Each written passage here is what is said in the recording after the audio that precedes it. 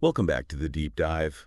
Um, can you believe this? This is number 50. Yeah. 50 episodes. It feels like just yesterday we started this whole thing exploring all these fascinating little corners of information out there. Wow, 50 deep dives. Yeah, Yeah, time really does fly when you're like swimming in an ocean of knowledge. doesn't it? It Yeah. really does. And you know what makes this even more special? It's you, the listeners. You're sticking with us on this wild ride. Thank you so much for being here and for making this journey so rewarding. Yeah, cheers to that.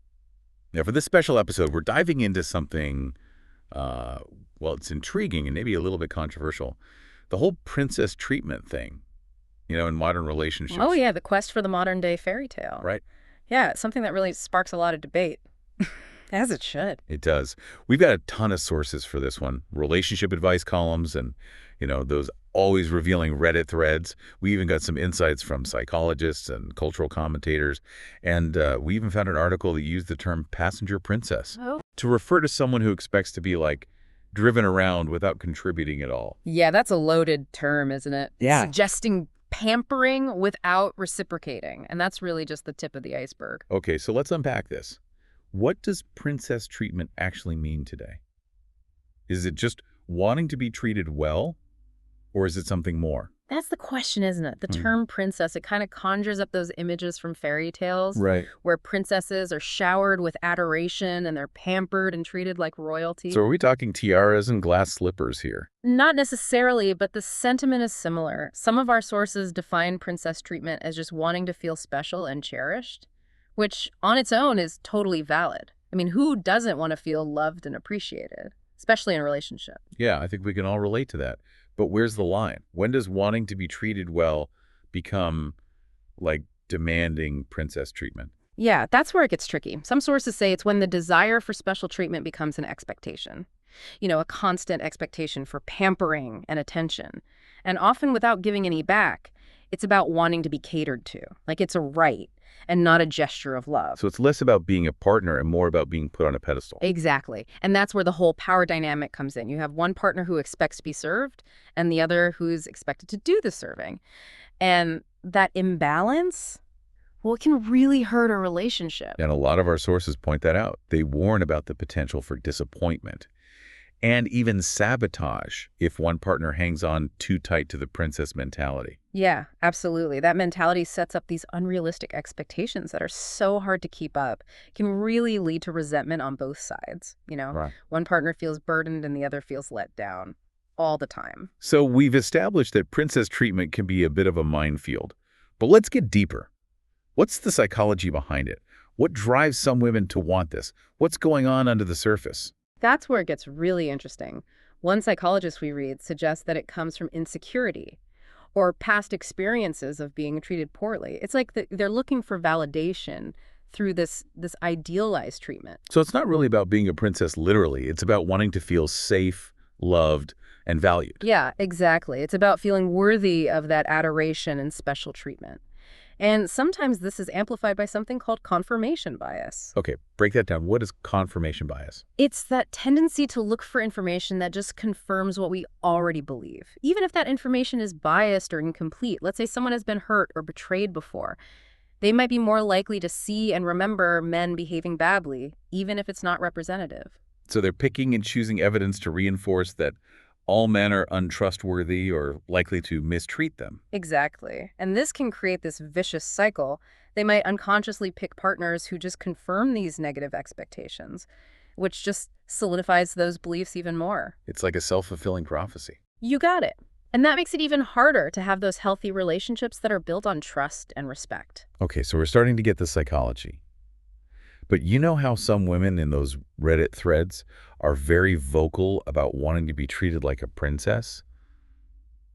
What's that about? Are they just trying to get attention, or is there something more? Well, it's impossible to generalize about a whole group of people just from some comments online, but some psychologists suggest that this might be a way of taking back power or expressing a desire for traditional gender roles. Interesting. So it's not about being weak or submissive, but about asserting a certain kind of femininity. Yeah, maybe. For some women, embracing those traditional roles, even if it's playful or ironic, might be how they express their identity.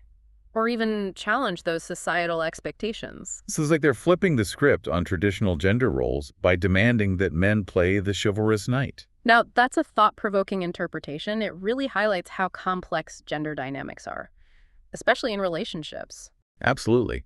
And it brings up another big question. How does this princess treatment thing work with the idea of feminism and equality? Are they fundamentally at odds? That's a question that's got a lot of people talking, and one we'll definitely get into more in this deep dive. But before we do that, let's take a look at some examples from those Reddit threads you mentioned, to see how real people are dealing with this. Yeah. Let's hear what the internet has to say. Okay, so in one thread, there was this woman who shared a list of what she considered princess treatment. It included stuff like her partner cooking dinner every night, taking her on expensive dates, and just showering her with compliments. And this started a huge debate, with some people totally supporting her, wanting that special treatment, and others criticizing her for being entitled and demanding. Sounds like a classic Reddit showdown. What were the arguments? Well, the people who supported her, they emphasized feeling special and appreciated in a relationship. They said that those gestures show love and respect. And they also pointed out that traditionally, men were the providers and the romantic pursuers, so it's natural for women to want to be on the receiving end. So it's about sticking with those traditional gender roles. In a way, yeah. But the people who disagreed, they argued that that kind of thinking keeps things unequal. And it reinforces the idea that women are somehow less capable or less responsible for contributing to the relationship. So it's about challenging those traditional roles and pushing for a partnership that's more balanced. Exactly. They said it was all about mutual respect, sharing responsibilities, and having a genuine connection, instead of just focusing on those superficial gestures. It seems like there's a real tension there between wanting to feel special and cherished, but also wanting to be treated like an equal partner. There really is. Yeah. And navigating that tension, well, that's key to a healthy and fulfilling relationship. Okay, this is all really insightful. But let's be real. A lot of the guys listening are probably thinking, what does this mean for me? What am I supposed to do with all this? You're right, and it's a great question, and one that we will definitely answer as we continue this deep dive. But for now, let's look at some of the advice our sources offered. What are some practical takeaways from men trying to navigate this princess treatment thing? Yeah. Let's get practical. What do the experts say? The first piece of advice that really jumped out, it was pretty simple, actually. Focus on respect and equality. Okay, that makes sense. Treat your partner the same way you'd want to be treated, with respect and all that. But Yeah. how do you actually do that? How does that play out in real life? It's about seeing your partner as an equal, not someone to be put on a pedestal or weighted on hand and foot. You value their opinions, listen to what they need, and support their goals. And it's about sharing those responsibilities, the practical ones and the emotional ones, making decisions together. So building a partnership, not a hierarchy. Right. And there was this one Reddit comment that really stuck with me. It said, if you want to be treated like a princess, treat your partner like a prince. Oh, I like that. It shows how important it is to, give back. Relationships have to go both ways. Definitely. It shouldn't be one person always giving and the other just taking. It's about finding a balance where both people feel valued, appreciated. And speaking of appreciating, another piece of advice that kept coming up was to focus on those genuine gestures. Yeah. The affection and appreciation. Instead of just showering your partner with gifts or those over-the-top romantic things. Yeah, exactly. It's about the small, everyday things, those acts of kindness that show you care, like cooking dinner, doing dishes, or just really listening to them after a rough day. It's funny how those little things can mean so much. It shows that you see them and you hear them, and that you value them being in your life. Exactly. And it's not even just what you do, but how you do it. You got to be present, genuine, and consistent with your actions. So it's the quality of the attention, not the quantity of the gifts or the grand gestures. You got it. It's about building trust and mutual respect. That's where both people feel secure. And that brings us back to communication. Being open and honest, that's huge in any relationship, but especially when you're trying to work through all this. Communication is key. But what parts of communication should men really pay attention to here? It all starts with listening. Actually listening, really taking the time to understand your partner's side, their needs, their wants, asking those clarifying questions, repeating back what you hear, and being open to feedback, even when it's tough to hear. So it's not just about the words, but understanding what they're really mean? Yeah, and you got to be clear and direct when you communicate too. Saying what you need and what you expect, but doing it respectfully and assertively. No blaming or trying to manipulate. Good point. It's about honesty and vulnerability, sharing how you feel in a way that builds understanding and connection. Totally. Right. And sometimes that means those difficult conversations, facing those uncomfortable things that might be hidden. But you got to be willing to have them, even when they're hard, because ultimately it leads to more intimacy and trust. So you face the challenges as a team, not avoid them. Yes, exactly. And remember, communication isn't just words. It's body language, tone of voice, all those little cues that can say so much. True. Sometimes a hug or a look can say more than 1,000 words. For sure. It's about being present, attentive, and aware of all those little ways we talk to each other. Okay, so we've covered a lot. The psychology of princess treatment, how important respect and equality are, those genuine gestures, and how crucial communication is. But let's bring it back to the listener. What's the takeaway? What should men remember from this deep dive? I think the biggest takeaway is this: real love. It's not about playing a role or following some outdated script. It's about building a partnership based on respect, shared values, and real connection. It's about seeing your partner as an equal, valuing them for who they are, and supporting your happiness. And honestly, that's way more rewarding and way more romantic than any fairy tale. That's beautifully said. And, you mentioning fairy tales, it makes me think about how princess treatment clashes with feminism and equality today. It's like they're on a collision course. They are, and that collision is making people think and talk. On one hand, you have this idea of pampering and catering to a princess, and some people see that as just keeping those old gender roles alive and undermining women's power to make their own choices. On the other hand, you have feminism, which is all about equality and challenging those roles. So how do you balance these two things that seem so opposite? That's a tough one, isn't it? How do you make someone feel special and cherished while also believing in equality and partnership? That's the million-dollar question, and there's no easy answer. But I think part of it is realizing that feminism isn't about denying femininity. It's about empowering women to define it for themselves in a way that feels real and doesn't rely on stereotypes or expectations. So reclaiming femininity on your own terms, Yeah, not society's. exactly. And that includes rethinking what it means to be treated well. It's not demanding special treatment or expecting to be worshipped. It's about respect, consideration, and real affection.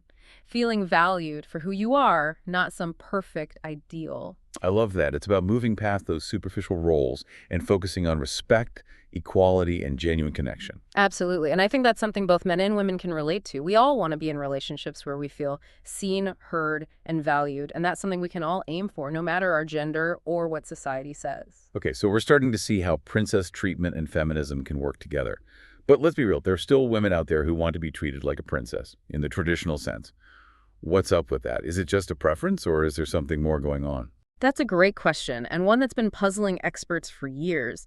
But as you mentioned before, some psychologists think that how a woman was raised and her early experiences play a huge role. So all those fairy tales we hear as kids could be more influential than we think. Maybe.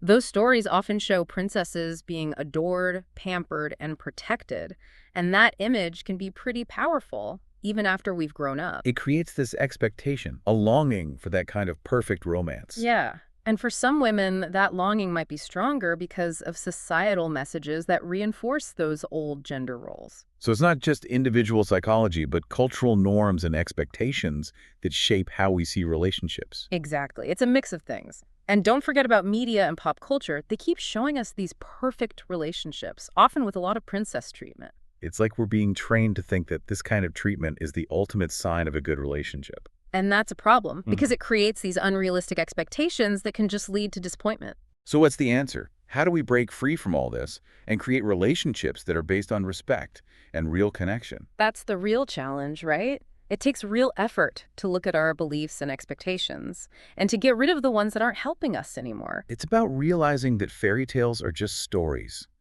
Real relationships take work, compromise, and seeing your partner as an equal, not just a prince or princess in disguise. Well said. It's about moving past the surface and finding the beauty in a real partnership, one that's built on mutual respect, shared values, and a real desire to see each other happy. Now that's a happy ending worth working for. Absolutely. You know, in all this talk about princess treatment, we've heard a lot of different points of view, haven't we? We have. From people who want the whole royal treatment to people who think it's outdated, we've really dug into this complicated and sometimes controversial topic. But one thing is for sure, we all want to be treated well. We do. It's human nature to want to feel loved, valued, and respected. And while how we want that to look might be different, the feeling is the same. So whether you're team princess or team equality, it's about finding a partner who shares your values and is willing to put in the effort to make a relationship that's both fulfilling and fair. You nailed it. And as we wrap up this 50th episode, I'm struck by how many different opinions and experiences we've come across. It shows you how rich human connection is and how relationships are always changing. But I still have one question. What's that? If princess treatment is more about being pampered than having a real connection, is it really what we should want? Or is there something more meaningful, something more fulfilling in those relationships that are built on being real partners? That's a deep question, and one that each of you listening will have to answer for yourselves. Because the fairy tale doesn't end when the prince and princess get married. It's just the beginning. Yeah, it's the beginning of the real work, Yeah. That happily ever after. It's not the end. It's a journey. It's all about learning, understanding, and being there for each other no matter what. It's like building a kingdom together, brick by brick, not just waiting for someone to give you a castle that's already built. And that's where the real magic is, putting in the effort together, that mutual respect and wanting the best for each other. So true. Thinking back on this 50th episode, it's amazing how much we learn just from looking at different perspectives. What a journey, right? From those Reddit threads with all those strong opinions to those in-depth psychological studies, we've really gone deep into this princess treatment thing. Yeah, and I think the most interesting thing is that under all the debate and all the back and forth, everyone just wants love, respect, and appreciation in their relationships. Absolutely. We all want to feel special and cherished. The trick is figuring out how to make that happen in a way that's good for both people, a way that's balanced. Right. It's about getting past those roles and expectations and finding a real connection. One based on shared values, respect for each other, and a deep understanding of what the other person needs and wants. And that's something we can all work on, whether we're single, dating, or in a relationship. It's about never stopping learning, growing, and changing together. I couldn't have said it better myself. And as we wrap up this deep dive, I want to leave our listeners with one last thought. I'm all ears. Remember that the best relationships are the ones built on trust, respect, and honestly, just talking to each other openly. It's about being open and honest, sharing your true self, and supporting your partner as they grow and find happiness, even if that means challenging your own beliefs. That's such an important message. It's about letting go of those fairy tale ideas and accepting that real relationships are messy sometimes. Exactly. And that's where the adventure really starts. So well said. And on that note, a huge thank you to all our listeners for joining us on this incredible journey. Here's to 50 more episodes of deep dives, great conversations, and understanding the world around us even better. Cheers to that. Until next time, keep those minds open, those hearts curious, and those relationships strong. Happy diving, everyone.